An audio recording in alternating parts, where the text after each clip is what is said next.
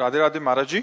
महाराज जी, मैं किसी को भूलना चाहता हूँ पर बार बार उनका चिंतन आ जाता है महाराज जी। मैं अब मैं क्या करूं महाराज जी, मेरा मार्गदर्शन। किसी की याद पकड़ लो तो याद से याद को काट दो। भगवान की याद से जगत की याद काट दो। भैया हम किसी स्त्री शरीर में आसक्त होते हैं, पुरुष शरीर में आसक्त होते हैं, पदार्थ में आसक्त होते हैं, विषय में आसक्त होते हैं। यही यहाँ की दुर्दशा है। यहाँ की जो दशा है दुर्दशा में परिणित हो गई है कि हम किसी वस्तु व्यक्ति स्थान बड़ी जल्दी आसक्ति हो जाती है। देखो भरत जी महाराज भगवान की प्राप्ति के लिए अपनी राज पत्नी पुत्र सबको त्याग दिया और हिरण के बच्चे में फंस गए, हिरण की स्मृति में मरे, तो अगला जन्म हिरण का हुआ। तो अगर हम भगवत स्मृति को जागृत रखें तो कोई भी स्मृति हमको परास्त नहीं कर सकती। अब भगवत स्मृति के बिना हम एक जगह फंसे फंसे ही फंसे हैं। देख लो, एक थोड़ी याद है हमारी, एक याद नहीं, एक जगह नहीं फंसे, सैकड़ों हजारों जगह फंसे हैं। पर एक प्रधान हो गई है इसलिए वो 99 पीछे की दिखाई नहीं देती। अभी एक मिटे तो 99 तुम्हें दिखाई देंगी पीछे। समस्त आसक्तियों का नाश भगवत स्मृति से होता है। यस्य स्मरण मात्रेण जन्म संसार बंधनात् विमुच्यते नमस्तस्मै विष्णवे प्रभु विष्णवे। यदि भगवान का स्मरण करो भाई तो बच सकते हो, नहीं तो आसक्ति तो सर्वनाश कर देती है। कोई भी आसक्ति हो, सर्वनाश का मतलब मानव जीवन मिला है भगवत प्राप्ति के लिए और वो ना हुआ तो सर्वनाश ही हो गया। हम कहीं ना कहीं इन आसक्तियों में तो फंसे ही हैं। काम क्रोध लोभ मोह मद मत्सर ये सब आसक्ति हैं। इन आसक्तियों को मिटाना बड़ा इसका नाम ही आसक्ति, पर जा नहीं सकती, बहुत मजबूत है। आसक्ति कहीं से भी किसी में भी आसक्ति हो जाएगी। अरे तमाकू में आसक्त हो जाए तो छोड़ना कठिन हो जाता है। नहीं, हमने तो किसान को देखा है कि अपना खेत छोड़कर वो आधा किलोमीटर जाता है, वहां दूसरा हल जोत रहा होता है, तो अरे भैया थोड़ी तमाकू देना, वहां से तमाकू फिर लेके आधा किलोमीटर और लौट के आता। एक तमाकू की आसक्त, बीड़ी की आसक्त, फिर बड़ी बड़ी आसक्तियां तो कितनी भरी हुई है। इसलिए भैया हम टोटल कहते हैं सब आसक्तियों को मिटाने के लिए एकमात्र भगवान की स्मृति। इसलिए कहते हैं नाम जप करो, नाम जप से सब ठीक हो जाएगा। नाम जप नहीं करोगे तो डिप्रेशन में पहुंच जाओगे। आसक्ति इतनी प्रबल होती है क्योंकि वो सीधे हृदय को मसलती है। आसक्ति कहाँ होती? हृदय में। अब हम उसके बिना जी नहीं सकते। अच्छा, जिससे आसक्ति की वो नाशवान है, चाहे शरीर हो, चाहे पदार्थ हो, चाहे पद हो, चाहे वस्तु, कुछ भी हो, यहां जगत का सब नाशवान। अच्छा, खास बात, हम आपसे आसक्ति कर रहे हो, आप तीसरे से आसक्ति कर रहे हैं, अब और बुरी दशा लइए। हम आपके बिना नहीं जी सकते और वो हमसे कोई मतलब नहीं, वो दूसरे के बिना नहीं जी सकते। ये है माया का चक्र कि हम जिसे देखकर जीना चाहते हैं वो हमारी तरफ देखना ही नहीं चाहता। अब क्या करें? इसलिए थोड़ा उठो, तुम भगवान के अंश हो। ऐसी स्मृतियों में मत फंसो जो तुमको इतना नष्ट कर दे कि तुम अपने जीवन को ही हार जाओ। इसलिए नाम जप करो, सत्संग सुनो, और आसक्ति का मोड़ किया जा सकता है। आसक्ति का मोड़ किया जा सकता है। जैसे नदी है, आप उसे रोक नहीं सकते। अब उसके लिए पहले नहर निकालो दोनों साइड से, फिर आगे चल के बांध लगा दो, रुक जाएगी क्योंकि उसका पानी निकलने। अब आसक्ति को सीधे रोका नहीं जा सकता, उसको मोड़ दो भगवान की तरफ। नाम जपना, भगवान नाम कीर्तन करना, भगवान की चर्चा सुनना, भगवान की सेवा करना, भगवत भक्तों से मिलना, तो हमारी आसक्ति मुड़ जाएगी। एक धनुर्दास जी नाम के महापुरुष हुए हैं। वो अपनी पत्नी में बहुत आसक्त थे, बहुत सुंदर पत्नी थी, और इतना आसक्त थे कि अब जैसे बाजार जाना है सामान लाने, सब्जी हो या, वो नहीं जाते थे।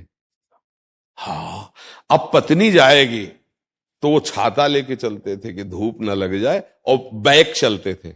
पत्नी ऐसे चल रही तो छाता लिए ऐसे, मतलब आसक्ति है। ये बात जब आचार्य चरण के शिष्यों ने देखी तो जाकर बताया कि प्रभु एक ऐसा स्त्री में का प्रेमी देखा पूरी से, तो उनका ये तो बहुत बड़ी साधना उसकी हो गई, क्योंकि आसक्ति सब जगह से समिट चुकी है, उसका मोड़ करना है। हम तो दर्शन करेंगे, उन्होंने कहा भाई तुम इतना आसक्त क्यों हो? तो उन्होंने कहा ऐसा सुंदर हमारी पत्नी है प्रभु, हम जी नहीं सकते इसके। बोले अगर इससे सुंदर दिखा दें रूप? तो बोले हो ही नहीं सकता।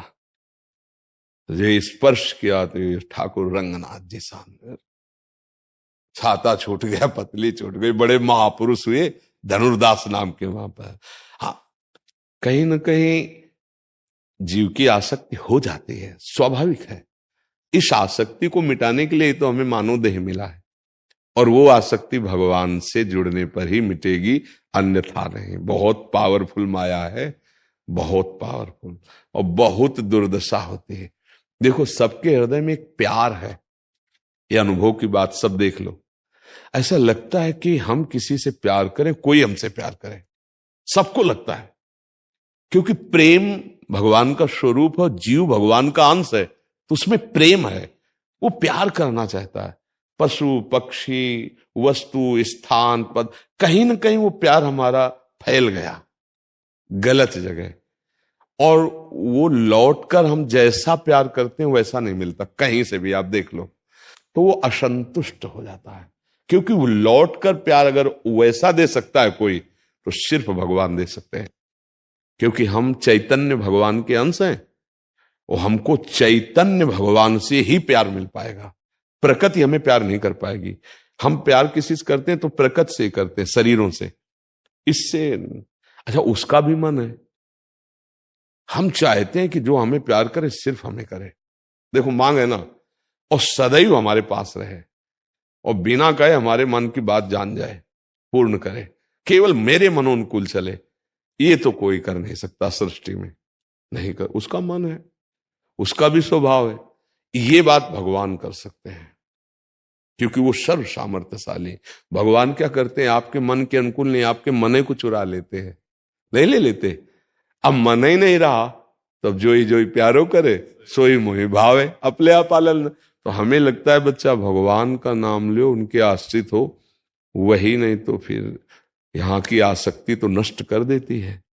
जब ज्यादा आसक्ति बढ़ जाती है तो फिर वो हिंसा में उतर जाती है, वो इतना कमजोर हो जाता है कि वासना हावी हो जाती है और उसका नाश कर देती है। क्यों? आप देखो ना, संसार में देखो ना। तो इसलिए मुझे लगता है कि मैटर तो बहुत सीरियस है आसक्ति का। भगवान कपिल देव जी ने कहा, संसार में जो आसक्ति की जाती है वो दुर्गति का कारण होती है। वही आसक्ति यदि संत महात्मा गुरुदेव भगवान पर कर ली जाए तो मोक्ष का खुला हुआ द्वार है। पर बड़ा कठिन है, संतों से कौन आसक्ति करे, भगवान से क्यों आसक्ति करे? और जबकि वास्तविक आसक्ति भगवान से ही होती है। देखो, जैसे हम किसी भी शरीर को प्यार करते हैं, अगर उसके शरीर के अंदर से भगवान चले जाएं तो भला कितने मिनट हम प्यार कर पाएंगे? फिर हम उस शरीर को जला देते हैं ना। तो अनजाने में भी प्यार हम भगवान से ही करते हैं। अब हम जानकर भगवान से प्यार करें तो अन्य शरीरों की आसक्तियां मिट जाए, बहुत कठिन है, बहुत कठिन है। जो हमारी आसक्ति फैल गई उसे समेटना बहुत कठिन है। अब इसीलिए नाम जप करो, सत्संग सुनो, धीरे धीरे जैसे रस्सी आती जाती है तो सिल पर भी निशान बन जाता है, ऐसे नाम जपते हुए भजन करते हुए हमारे जो आसक्ति हृदय में संसार की बन गई, वो अगर भगवान की आसक्ति आ जाए तो सब काम बन जाए। देखो तुलसीदास जी के पावन चरित्र में देखो ना, पत्नी से वो भी आसक्त थे, कभी मायके नहीं जाने देते थे। मतलब काम भाव होना एक अलग बात होती है, आसक्ति होना एक अलग भाव, प्रियता होना अलग बात। और वो किसी के यहाँ गए थे, इतने में भाई आया और वो अपने माइक, तो पूरा चरित्र वर्णन है उनके बावरेपन का कि ऐसी प्रीति का। तब उन्होंने कहा पत्नी ने कि जितना तुम इस चाम से प्रेम करते हो, अगर उतना राम से करते, बस कदम वापस कर लिए और जीवन। इतने बड़े महापुरुष हुए, पूछो मत। जैसे बिल्व मंगल जी की आसक्ति चिंतामणि वैश्या से थी, जब कठोर वचन बोले चल पड़े भगवान। इतने बड़े महापुरुष हुए, पर जब उन्होंने ग्रंथ रचना की ना, तो उन्होंने सबसे पहले चिंतामणि को प्रणाम किया है कि तू मेरी गुरु, अगर तूने कटु वचन बोलकर भगवान की तरफ न बढ़ाया होता तो आज मैं इस स्थिति में ना हो। तो संसार की आसक्ति से बचने के लिए या संसार की आसक्ति का ठोकर खाया हुआ एक स्थान है भगवान। अगर भगवान में आसक्ति कर लो तो बच सकते हो, नहीं हो तो जलाती रहेगी आसक्ति। बहुत ही कष्टप्रद आसक्ति होती है। और ये माया का खेल है कि हम आपसे प्यार करेंगे तो आप हमसे वैसा प्यार नहीं करेंगे, आप इधर देखेंगे, और ये बात जब हम देखेंगे तो हमारे हृदय में आग लगेगी, जलेगा। यही दुर्दशा माया करती है। वही लिखा कह रहे हो, उसने मेरे को धोखा दिया। तो हम भाई वो तो बता रहे हैं आपको, चाहे लिखो चाहे न लिखो माया का जो खेल है ना, तो वही है भाई। इसलिए जहां से धोखा नहीं मिलेगा वो एक स्थान है भगवान। महर्षि आप कह रहे हैं कि प्रभु में आसक्ति हो जाए तो उसका प्रारंभ का नाम जप और सत्संग। नाम जप सत्संग करे तो इससे धीरे धीरे हृदय निर्मल होने लगता है। बड़े बड़े मतलब ये क्या आसक्त हैं, बड़े बड़े आसक्तों को भगवान ने अपना प्रेमी बना लिया।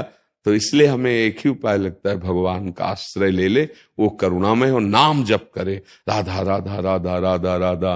तो प्रिया जो बहुत करुणामयी कृपा करेंगी, आसक्ति हट जाएगी। नहीं तो बताया नहीं कि आसक्ति का बड़ा प्रबल स्वरूप है। तो बुद्धि को शुद्ध करो, गलत दिशा में जा रही, गलत जगह आसक्ति कर ली है। तो हमारा ये अधिकार थोड़ी हम किसी को चाहें और किसी को पालें। इतना अधिकार थोड़ी है कि हम जो चाहें वही पालें, ऐसा नहीं। कुछ प्रारब्ध भी तो है। आपकी चाह के अनुसार आपका तप भी होना चाहिए, भजन भी होना चाहिए, सामर्थ्य भी होनी चाहिए। नाम जप करो और यथालाभ संतोष सदा, तो भाई बच सकते हो। नहीं फिर आगे का जो रास्ता है वो बड़ा भयावह है। अब ऐसे बैठे रहोगे तो बीमार हो जाओगे, भोजन अच्छा नहीं लगेगा, नींद नहीं अच्छी लगेगी, किसी काम में मन नहीं लगेगा, चिंतन बिगड़ जाएगा, पूरा जीवन बर्बाद कर लिया। न माता पिता की सेवा, न राष्ट्र की सेवा और न भगवान का। जीवन बर्बाद कर देगा, आसक्ति बर्बाद कर देगा, पक्का समझ लो। वो अंदर खोखला करता चला जाएगा। आसक्ति है, खोखला करते चले जाए और आपको वो माया मिलने नहीं देगी। बड़ा विचित्र खेल है।